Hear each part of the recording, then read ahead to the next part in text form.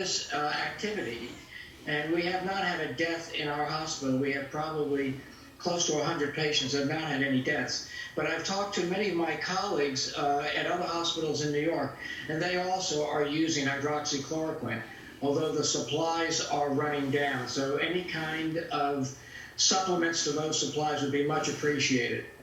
Now, Dr. Grace, when you heard the president today mention this, and then he maybe got a little ahead, so the FDA approved. Well, the FDA hasn't approved, but just so everyone understands tonight, that doesn't mean doctors can't use the drug in medical settings. As you just said, it's already being used, correct? Yes, in the trenches, we're all using it, especially for desperately ill people. Yeah. Okay, we're not using it on everybody, but we're using it on those people who show major respiratory compromise. Okay, and so with this controlled study, we'll see both the effects of hydroxychloroquine as a prophylactic, a preventative, and as a treatment, correct? Yes, there are people out in the West Coast who are looking at it in people who are virus positive but don't show many of the symptoms, and they're looking for the clearance of the virus by this drug.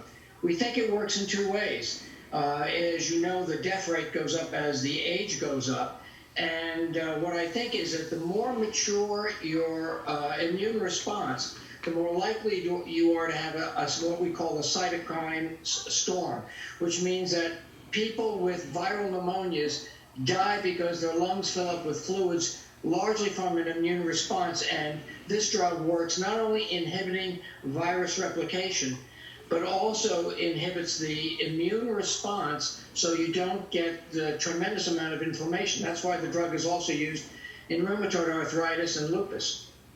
Apparently, there's the WHO, the World Health Organization, has organized a study called Solidarity, and it includes 10 countries: Argentina, Bahrain, Canada, France, and a bunch more. So they're doing a global study on this, and it's already underway. So we should be able to get answers on this pretty quickly. That could be a game changer if what you're seeing, your colleagues are seeing in Lenox Hill, pans out, because what they're seeing in China and France is stunning results with this drug. That's true. And I'm hoping that what will happen, the data will come down quickly.